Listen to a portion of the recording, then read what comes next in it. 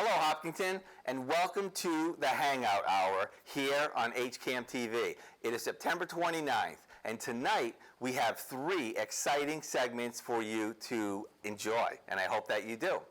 Joining me tonight will be Mike via Zoom, and he was recording these segments earlier today, and he's going to be able to share some with us. We had a visit from Lisa Jackson, we had a visit from Kelly Grill, and we also have a short video that we produced in collaboration with the Hopkinton Freedom Team and some other groups, which is really, really kind of cool. But first, Mike, welcome to the Hangout Hour. Hey, Jim. I wish I could be there with you. You are here with me, Mike. This counts. That's awesome. All right. Hey, our first segment is going to be Lisa Jackson. And you had her on Zoom, and we're talking to her today. Give us a little preview. What can we expect to hear? Well, everyone knows Lisa Jackson. We had her on this show. She had her own show.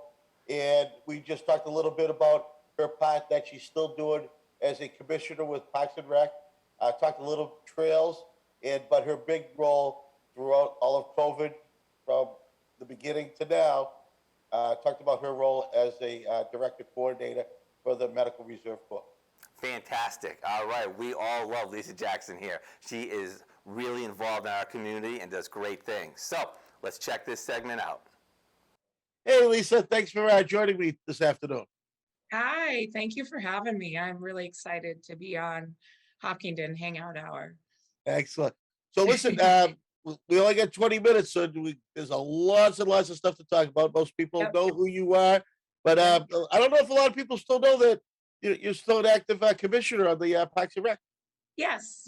I've been on Parks and Rec for, I guess, a year and a half now, and it's an amazing commission.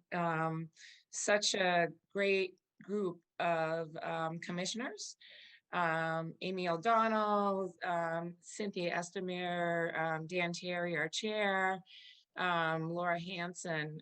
They're all wonderful. And then we have an amazing Parks and Rec staff with Jay Gufferi, Colleen Allen, and Jennifer Hart. So it's just like such a amazing commission. And it's so nice to be on a commission that we provide so much to the town of Hopkinton through the Parks and Recs programs and all of the projects that we're working on at any given time. There's a lot going on.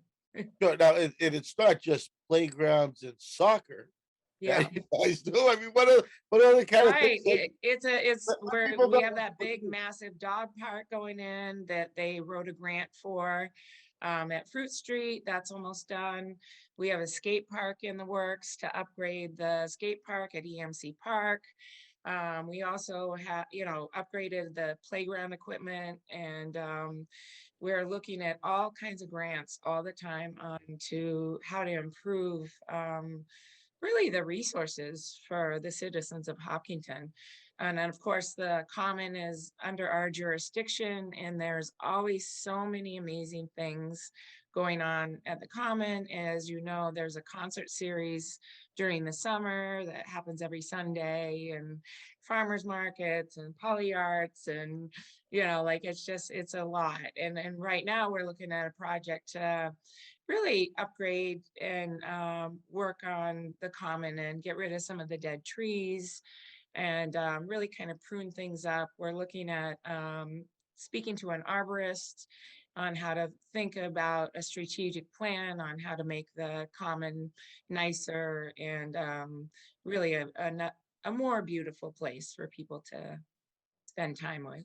Well, you got your work cut off for you there, because the place is so beautiful as it is, with the It is. exception of the construction that we got going on for a couple of years. Yeah. But it is a beautiful Common. And so, like you said, the Common is under the jurisdiction of Parks and Rec. Now, if I wanted to, or if I knew someone that wanted to get married, and they want to do it at the gazebo, can they just show up there and do it? So we had that discussion. We've had it a few times at our meeting. So really, I mean, it's common property that is accessible really to anybody. And that's really what we believe in is, we don't want to have a lot of jurisdiction over what people do day to day. But if somebody had a wedding, we think it would be good to come before the commission just so we can see if we can assist them in that, because we can't control, we can give you a permit or, to come use the common, but we don't really control who's there all the time because it's public access. Anybody can go anytime.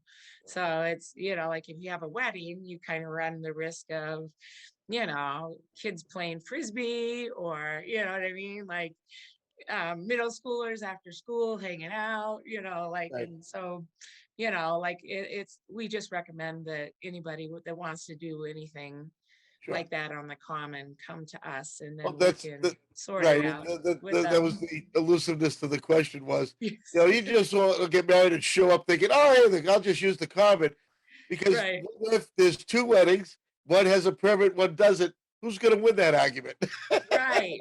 And you also have to remember the gazebo is with the veterans. Yeah, So like they also have to be involved because I assume if you get married, you'd probably want to do it in the gazebo.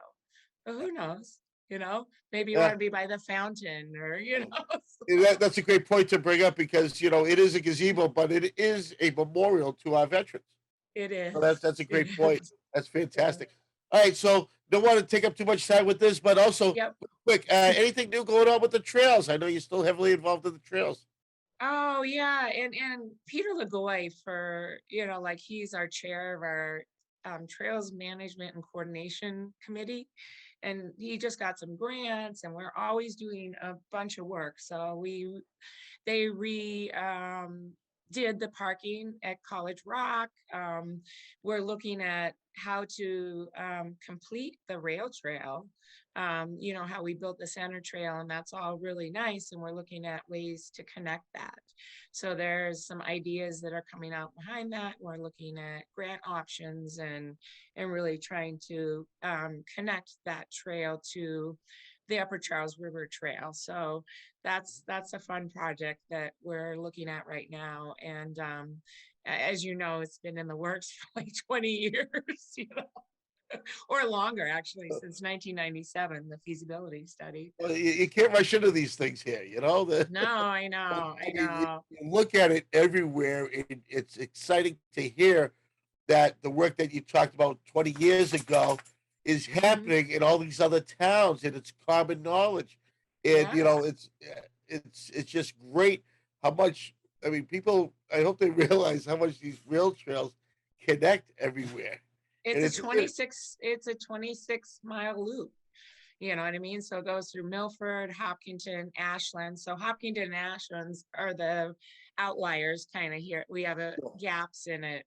And then Holliston completed their section of the rail trail. So, if it's all done, then it's just another asset to our area that people can enjoy being outside. And I think during COVID, it's been nice to see that more people are getting outside and enjoying the beautiful parks and the beautiful trails and all of the things we have in our community that are accessible. You know, we're blessed. That's why I moved here 21 years ago, is to have trails to ride my horses on. And, like I love it here. oh, You know, absolutely, and I'm sure a lot of people see you going up and down yeah. Cascade and then in and out of all the trail openings, which is outstanding. Yeah, exactly. All right. Exactly. So, So the big reason I got you out here today is basically I want to talk about the Medical Reserve Corps mhm. and all the things that you do because everyone hears Medical Reserve Corps, everyone's thinking, oh, all these doctors and nurses going these places. It's much more than that. It's just regular volunteers. You don't have to be medically involved or anything. So I want to give a little word. Number one, tell us about the Medical Reserve Corps, how we get involved, and so forth, and then we'll talk about what it is that you've been doing. So the Medical Reserve Corps is a nationwide network of volunteers. We have, I think, 250,000 across the country. And we just had our 20-year anniversary. We were put into place by President Bush post 9/11 in 2001. So we could credential volunteers if they needed to respond to a disaster or a public health emergency. So we've been doing it for a long time. Within the state of Massachusetts, there's over 17,000 volunteers if I looked at it last time. And as you know, with COVID, we've been incredibly active with testing, contact tracing, public information about COVID, really obviously vaccination clinics, testing sites, and all of that. And really any way we could support other services. So we've done food deliveries, we've helped out at homeless shelters, and we still do. We work at food banks. We do all kinds of things. Really, anything that's public health oriented or community oriented, I offer those volunteer opportunities up to my volunteers because that's why they volunteers. They want to give back. You know what I mean? And they really want to help. And I would say probably half of the organization is medical and the other half is non-medical. And generally the algorithm that we use for say a clinic or a disaster shelter, because that's another function that we do. So if there's a need for a shelter to be set up due to a natural or man-made disaster, we will set up a shelter at the designated site and we will staff it. We will staff that disaster shelter. So with that said, we generally need 4 administrative staff per clinician. So that's kind of our rule of thumb is what we look at. And it may shift a little back and forth. Right now with the clinics, we've run thousands and thousands and thousands of COVID clinics. You know what I mean? And now we're jumping into flu season. So we're doing flu clinics. And obviously we're looking at we're doing the booster shots. We're doing vaccine canvassing to try to get businesses to get their employees vaccinated, and really just trying to get good information out there about the COVID vaccine and how, you can protect yourself, protect your family, protect your kids, and really kind of get over this because this has been a really long haul. It's been a long pandemic and it's still going. Oh, absolutely. And I heard you had a break. I actually heard you got to sleep 8 hours one time. I know, right? It's You good would enough. laugh at me right now. I'm like dual computers right now. So that's about what my life exists. It's just, and you know me for a long time. I like to be multitasking I and like to be very busy, busy all the time. swamped all the time is different. It seems Right. like everything is a big swamp. So, And I need to tell you is working with the Medical Reserve Corps, it is a non-political organization. These are just volunteers that want to help their community and help the state. And I feel so blessed every day to be working with these wonderful volunteers. I have not ever not been able to fulfill the requests that I send out to the volunteers for whatever we need. And you're on my mailing list, so you yep, see all I the see it. requests, they're going out all the time. And it's just so inspiring. Like last night, I sent out a request at 8:30 to get 14 volunteers to do pool testing at a school the next day in Malden, and it was done. They did Yep. it. They stepped Yeah, up. yeah, and you're Yeah. thinking pool testing. Why you gonna do that for? So, Right. And it's really to identify COVID cases because there's lots of kids that are still not vaccinated. right. So we're really protecting them, and we're also protecting the unvaccinated, which we're hoping that will shift more to the side of everybody getting vaccinated. But So, and those again, are the ones that are getting hospitalized and dying and are getting really sick are the people that are not vaccinated. so again, with the what the Medical Reserve Corps is mainly about is you have these volunteers Mhm. that want to volunteer somehow, some way. Now they have this method to volunteer, so everyone's credentialed, and everyone. It is also an accountability. So when you Mhm. go, you're not just what we like to call the cowboying. Just showing up at your own. Right. Like, oh, you hear they're going to open up a warming shelter during this blizzard. They have to have And training. They all get a job action sheet. They also have to understand incident command. I run hundreds of trainings a year. On any given time. Right now, we're kind of in activation stage, and with COVID, we didn't. But I always have trainings available online.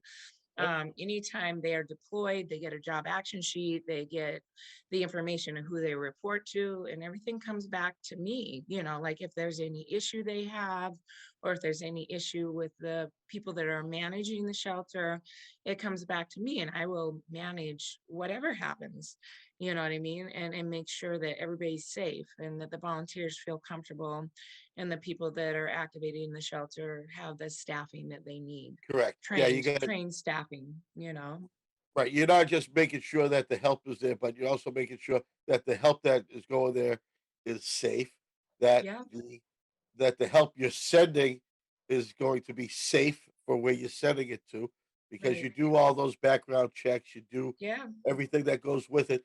And again, you get the training, you get the, especially as a command. If you can't understand as a command, you can't work in this kind right, of thing. And I'm not just saying you can't work in there, I'm saying you can't work anywhere without it, because right. everything you need that command and control. Yeah. So And with the Medical Reserve Corps, we do a Corey background check, which is a state background check. We do a national background check. And then we look at the sexual registries, obviously across the country, and we verify anybody's medical license prior to them serving as well. And we were lucky with COVID.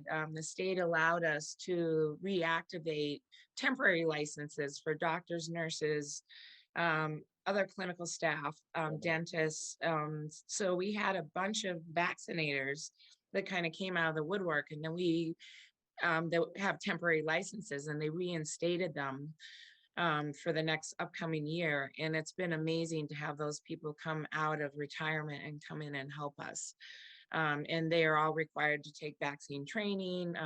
They get the standing orders for Moderna or J&J or Pfizer, so they understand all the possibilities and they learn how to record it when people get vaccinated. So all of us that's where all those stats come from, is when we have clinics, and that's what you see on the state. So right now we're close to 70% vaccinated. So we're getting there, and thank God for Massachusetts, is people are educated and willing to do what they need to do to protect themselves and others. excellent. So did you sign up for your Vaximillions too? No, Those are the I things I love did, about because I was curious about it, because I'm such a nose, I like get it too. I Yes. wanted to see how it worked. But yeah, I mean, and I thought that was a great incentive. What an incentive. That's awesome. All right. So what do you got? What's on the horizon right now? What do you got coming up? Anything big? Any big clinics coming up? Any big shelters? Anything you Yeah, I know? mean, like, of course, this is hurricane season, and September is preparedness month, so we're promoting preparedness with individuals and businesses, really, because you should be prepared yourself. And same with our volunteers. I don't ever want to deploy someone that's having an issue at home to a shelter. And there's people that will do that. They'll drop everything and go help out a shelter. So, we're always staged to handle anything like that. We've seen strong winds. We've seen a lot of flooding lately. And we've set up shelters for flooding, like apartment buildings have gotten flooded. And, so we kind of set up a temporary shelter. And obviously, flu clinics, testing sites, and COVID clinics are still operational, and they've been operational. The COVID clinics have been publicly since March of this year. And then the testing sites we've been doing since June of 2020.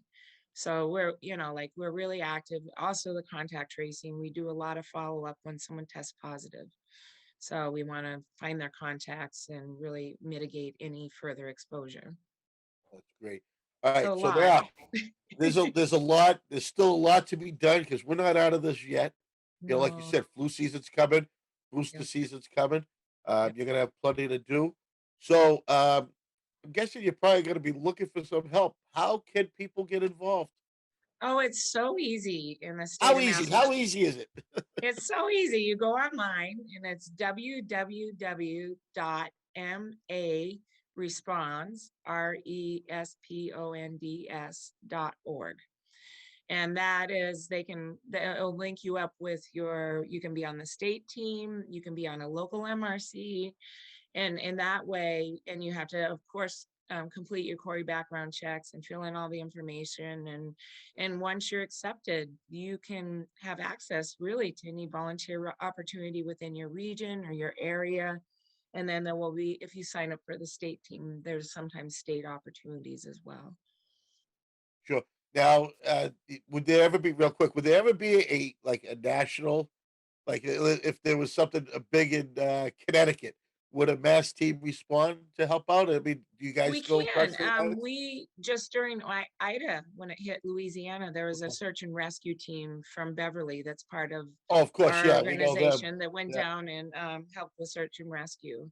yeah, So we do Beverly have a Hills lot of everywhere. capabilities. If we deployed out of the state, it would be through MEMA, through EMAC. Yep, So like we would, it's an agreement with one state to another, and that's how the volunteers would deploy. gotcha. We also deploy through partner organizations. We went to Haiti and um, Puerto Rico, and we do that with Doctors Without Borders, American Red Cross. There's a lot of other volunteer organizations that will introduce our volunteers to that, and they can deploy through Sure. that organization as well. So That's outstanding. Lisa, thank you very much for taking 20 minutes out of that crazy schedule of yours to yes, join us yes. and talk to us on the Hangout Hour. Oh my God, my pleasure. And thank you for all you do. And thanks to all the volunteers. And I got to give a big shout out to our public health department in Hopkinton and also the Parks and Rec staff and the commissioners. So I just love my community and I love Hopkinton and I love you guys at HCAM, you know, and We, thank you for we, having we love you me. too. Thank you, Lisa. All right. Have a wonderful day and thank you. Okay, so that was awesome. Lisa Jackson does great work for our community. I tell you, she just keeps doing more and more stuff. She never slows down, and I was just so happy to grab her for 20 minutes out of her busy schedule. Right, right. And talking about busy schedules, segue right there. Your next interview today is with Kelly Grill from the HCA, and she's busy as well. Oh my goodness, it just keeps growing and growing. They are out of space there already. We learned today that she actually had a rent space for their dance program. We learned about some construction going on at the old farmhouse, where it all started basically back in the Cultural Arts Alliance 20 Yeah. years ago. And then we learned about basically her in all the, well, not so much, all the projects that are coming up between concerts and plays and classes. And very special that she said she'll be back every month with some updates. That is great. You know, I'm very, very excited to hear about the farmhouse being rehabilitated, you know, because it's really nice that that be preserved and keeps going into the future. That was a huge part of my conversation because I remember since the first time they used it as a haunted house.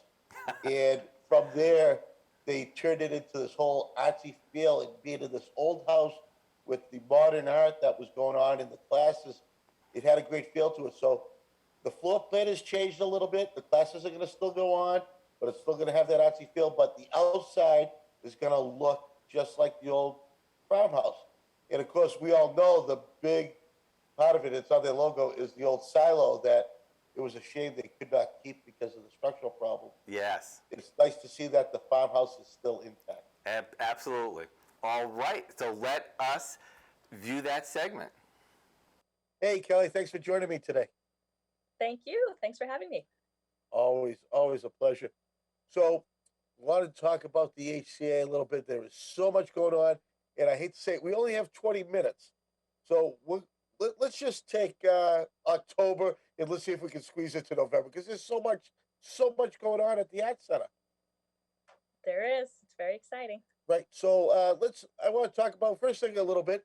A lot of people have been asking me about the fencing and some tarps out front. What's going on at the farmhouse?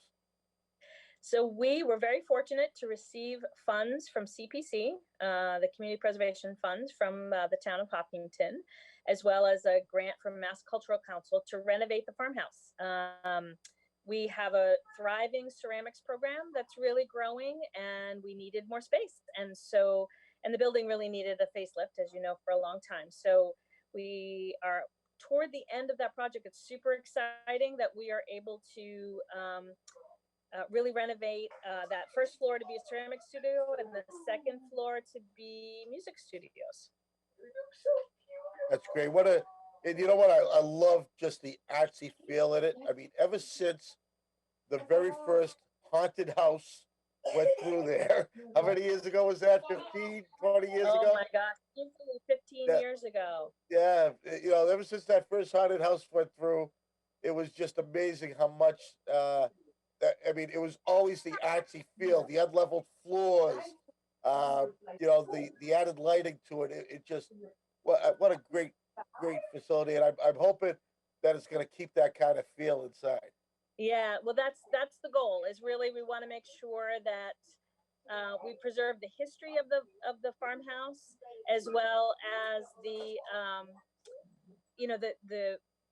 art feel of it's a beautiful old building. It's going to look beautiful inside. It's all open now on the first floor, and the second floors will be just perfect for music studios. That's outstanding. So that's going in there, and now, and of course, in the new space, and what I call the new space is the theater space and the classes. What kind of classes will run out of there now? In the new space, you mean in the In, renovated space?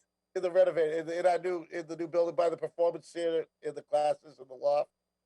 Oh, when we build the new building. Yeah. Okay, so ultimately our goal is to build a building in between for dance. As you probably heard, we were able to acquire Metro West Ballet. And so our classes are now so big that we're renting space over by Price Chopper, and that used to be Cartwheel Kids. Yeah. And we are now in there having all of our ballet and dance classes. And So ultimately, now, we want to bring them back to us and have everything under one roof and have another building for the dance that'd be studio. great. That'd be fantastic. Yeah, it's nice to keep it all together. When you have to move pieces around, like you're used to doing that for many years, having classes here and performances over there, and it is nice to have it all in one space. Exactly. We like to call all the arts under one roof. That's our ultimate goal. Fantastic. All right, so you get that going on. Now let's get into, because we burning time here. Let's get into what is going on at the HCA coming up in October. So many things are going on. Our classes have started back up again, and just this weekend we are chock full of music. We do have on Friday night the Love Dogs, which is an incredible funk band. On Saturday night we have Soul Function, which is our Hopkinton's own Patrick Fauché, and a 10-piece funk swing band that's Chicago on Tower Power, and they're just an amazing band. And then on Sunday it continues at noon with Racky Thomas, and he's also a blues band. He has a gospel version of he calls it his medicine show, and it's a kind of gospel blues. It's got a really big following. So we're sort of going out with a bang for summer. We've had so many amazing bands over there this summer, and so many people that enjoyed it. We're having music all weekend long to sort of celebrate the end of summer. Oh, that's great. And you finish it off in the afternoon with the children's program. We do. Toe Jam Puppet Band, which is really very popular with families in the Metro West area, and they're going to actually be performing outside. Oh, that's great. Let's fingers crossed for the weather. A lot of things haven't been cooperating this year with the weather, but it'd be nice to finish off summer with some decent weather. Exactly. So we have that, and then music will continue in some form inside. It may not be like an every Friday night thing, but we're gonna be you're gonna be having the music continue. Inside. We will absolutely have music all year round. So our goal has always been to offer something for everyone. So we'll have dance performances, theatrical performances, art gallery shows, and concerts. And so we're rounding it out after this wonderful experience this summer with so many amazing musicians. We're going to continue. Our open mics are starting back up this Friday. We have it online. Starting next month, we'll be coming back in person to do open mics. We have our jazz jams that happens once a month on Sundays. We'll have classical concerts, and we'll continue these concerts with either blues, rock, or We also have Ayla Brown. She was here this summer. She wants to come back this Christmas. So a lot of really great fun things happening. The best thing for people to do is to join the mailing list to get the emails telling them what's going on, or to get a membership, because members get discounts on tickets on all of these events. That's right. Yeah, you get the tickets, and you get to find out about the stuff before the public does. Exactly. That's the nice thing about it. And once you start moving things inside, you start to get limited in room. You really want those early notifications. Exactly. Great. Yep. So the summer series that you kicked off went well. You had good weather for just about all of it. And the field of bringing the crowds together for outdoor performances was great. But with the COVID picking up again, when we go inside, everyone still has to mask up again, right? Yes, not only mask, but they have to show proof of vaccination. We're following the guidelines that I would say 99% of the theaters and the performance art centers are doing in the state. And that is just ensuring that everyone feels safe. And so in order to do that, we're requiring both masks and proof of vaccination. And we'll try to, be as separate as we possibly can. And as many of the events as possible, we will try to film so you can see it later if you can't attend. Okay. My question is for the people that will be asking, do you bring a card of your vaccination? Oh, excuse me. Bless you. Sorry. Thank you. Do you bring the card with you, or is that something that you prove ahead of time if you purchase your tickets online? Yep. How do you do it? Good question. You bring the card with you, or you can bring a picture of your card on your phone. Great. I didn't even think of it because I'm saying, oh, no one's going to ask, because of HIPAA. And I left my card in my wallet, and you can barely read it now. So I wish I snapped a picture of it. Yeah. So, all right. So we'll take care of that. And as far as food performances, since everyone's going to be masked up, is there going to be less opportunities for venues happening with food and like snacks and drinks? I think we've figured it out. So whenever we do any kind of food, we always make sure it's individually prepared. So it's either in a box or wrapped, or all made in individual styles, so that we're not sharing anything. Gotcha. Great idea.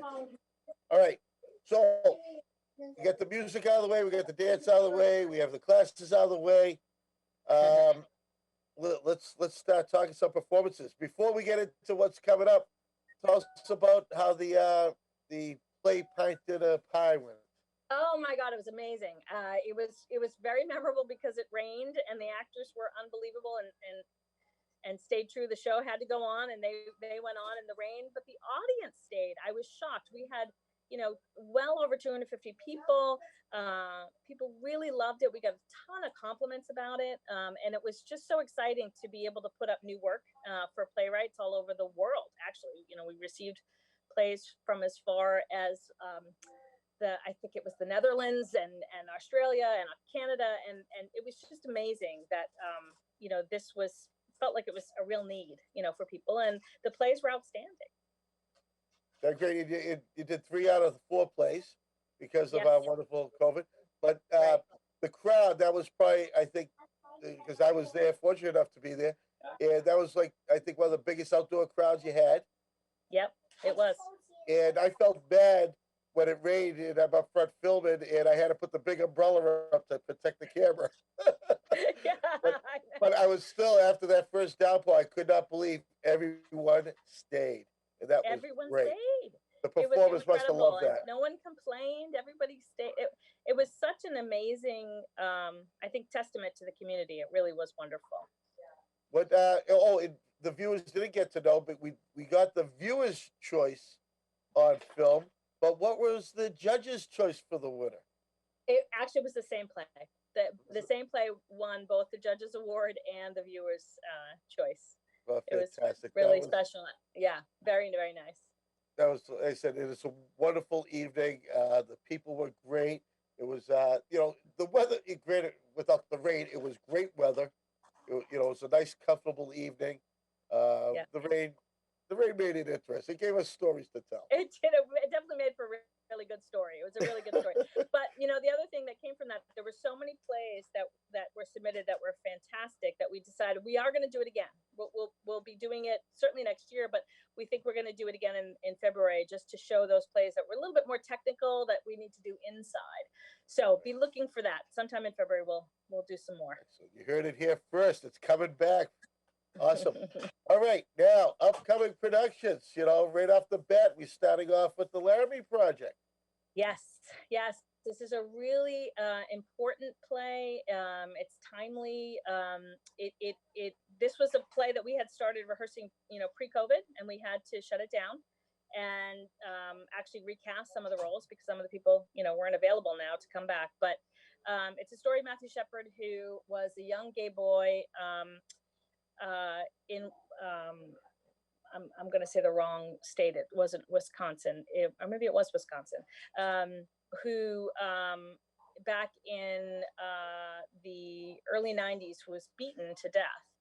And all of what came out of that from this town, it was a group of actors that actually came and interviewed all the members of the town and the people involved and created this play about that. So these are all real people. It's a real story that happened, and it sparks a really important conversation around hate and around unconscious bias. And we're thrilled that we actually have Kathy Renna, who is an LGBTQ activist and member of GLAAD, and she was actually there for just after Matthews was reported beaten, and she was there when he died, and she was there for the trial. So she knows people personally, and she knows the story, and she's generously offered to come and do a talk back after the first two performances on Friday and Saturday night. So we highly encourage people to come out.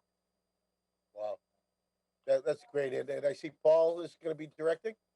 He is directing. Yeah. Oh, Yeah. There's fantastic. 16 cast members from all over Metro West and some from Hopkinton. And it's going to be a really good production. That's awesome. And I just had to look up, you were right with the W, but it was Wyoming. Wyoming. Thank you. I can't remember which. Wyoming. I know, it was how you like lots of planes.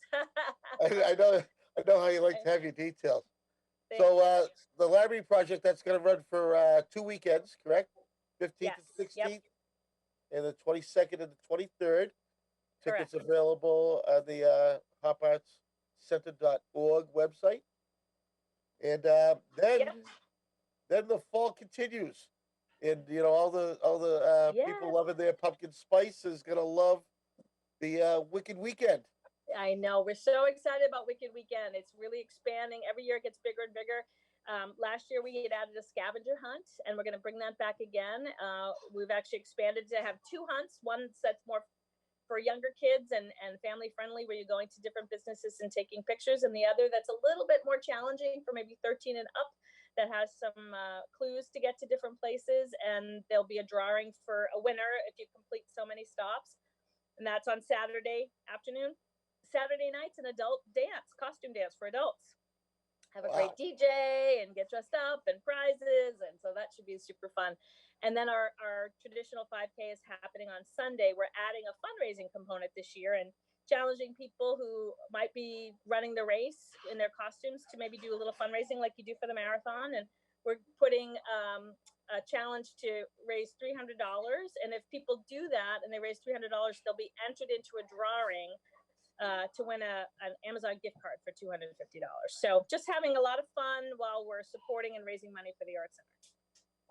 Oh, that is something. That's a huge event that takes a lot of people to put together that weekend. And I remember when it just started as a race. Yeah, just was a one race. But it was nominated as the top, one of the top 5K fun runs by the Runners Magazine. Oh, you can't ask for anything better than that, right? Yeah. That's awesome. So we only have like 4 minutes left, and I want to remind people again, sign up for the newsletter and become a member. Join that membership. Members are great. It's another way you can support the organization. So what are the levels of membership? Do you remember? Yes, I think the individual is like $35. I think there's a discount for seniors at 25, and then there is you could register as a couple. If you register as a family, then there are additional discounts on classes for the family membership. And it goes, right up to our leading partners at $1,000, which is, another level of donor who really commits to supporting the needs of the Art Center. I think people don't realize that, we do a lot of free programs, and our ticket sales do not cover our costs. So we rely, about 30% of our income comes from donations. And so we really rely on that. And we're so grateful for this community of incredible supporters. That's great. And you get some great sponsors too helping you out, and that's always nice to see those local names up there on the boards, knowing that Yes. they take pride in helping out the arts in town. Yes, we are very, very grateful to be where we are. The business community here has been a key factor from the beginning. Excellent. So I just want to sneak a little bit into November. Some great performances coming up. I think Bob Malone is coming in Yeah, so November. Bob Malone, this is big news. We are graduating, I guess we want to call it, from our gala to more of a format of a fundraising concert. So Bob Malone is the keyboardist for John Fogerty. Yep. He's an artist in his own right, has his own album. He's an amazing performer, and he has agreed to do a fundraising concert for us. So this year we're going to keep doing have a little bit silent auction. We'll do our traditional wine pull and a few other things, but we're sort of morphing into a new fall fundraiser, and instead of the gala, it's going to be our Celebrity Spotlight series with Bob Malone. And so you can buy a ticket to that at one level that will include a VIP party with Bob afterwards, or a general admission ticket, which has open bar and a little bit refreshments, and it's going to be really, really, really fun, special night. We are thrilled of having an artist of his caliber that will be performing, right here in our town. Yeah, that's outstanding. And just the artists in this town alone, forget what you bring into it, but the artists in this town alone are great. And I also want to follow that up. Cheryl Arena's coming, I guess, in November. And you talked about she's coming back already for Christmas. Is Ayla Brown? Ayla Brown, yeah. She has a whole Christmas concert she's going to be doing in December. Cheryl Arena.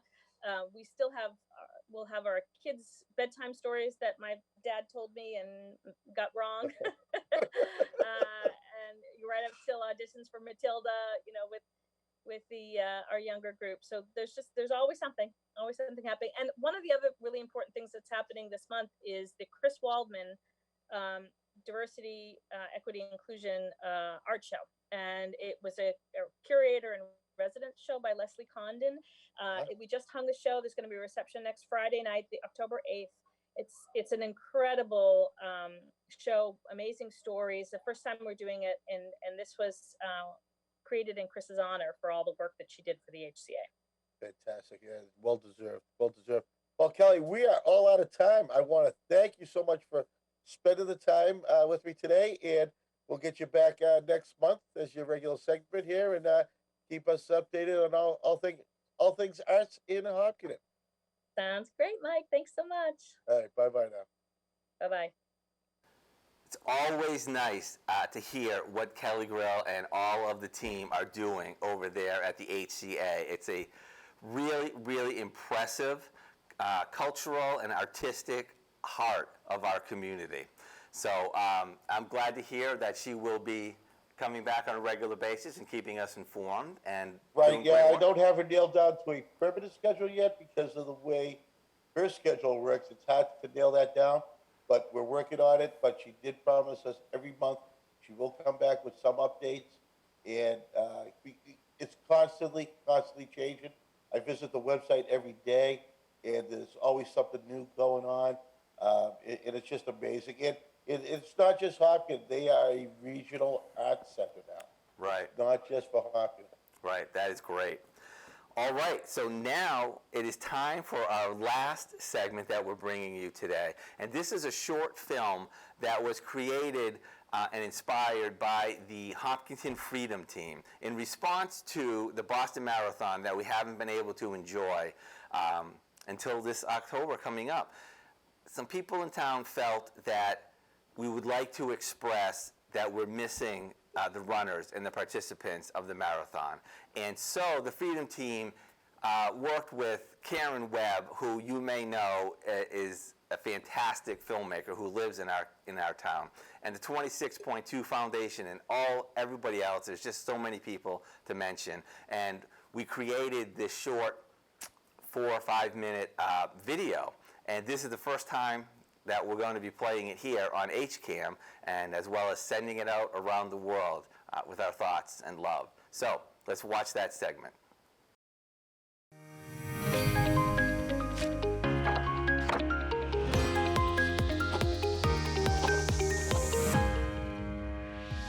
Dear runners, for the past 97 years, our town has wholeheartedly welcomed you. Elite runners, passionate runners, wheelchair racers, joggers, runners for charities, every gender and every ethnicity from around the world. Here, for the running of the most famous marathon in the world, to where it all starts, Hopkinton, Massachusetts. For the first time in 97 years, during the global pandemic, we weren't able to welcome you, leaving Hopkinton Town Common empty, but not our hearts. Your spirit lifts us, moves us, envelops and inspires us. So, we'd like to send something back to each of you, runners of the world, our love, our admiration of your dedication, for creating with us an international community coming together as one, inclusive and focused. We've missed you, and we can't wait to host you in person again. But until then, we'll be there, supporting each and every one of you, encouraging you along the way, near or far, no matter where you are. We can't wait till you come back. We love having you here. Because of you, it all starts here. Keep on training. We'll see you soon. Everyone here in Hopkinton really misses you, but as all marathon runners know, Timing is everything. Come and give us your buoyancy and your fleet-footedness.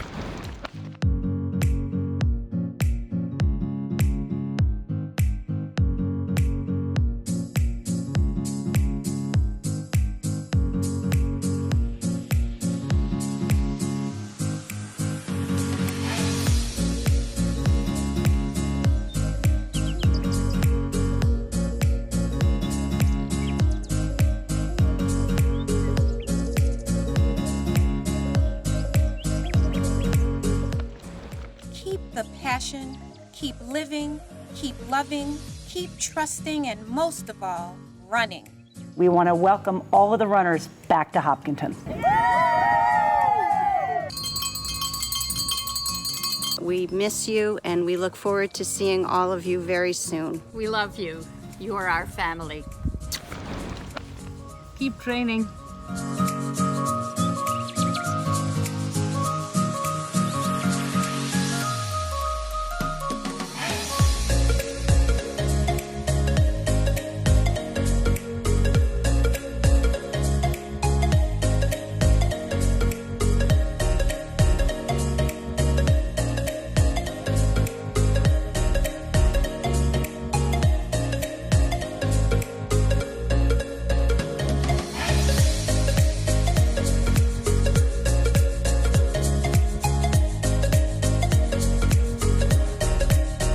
Runners of the world, keep training.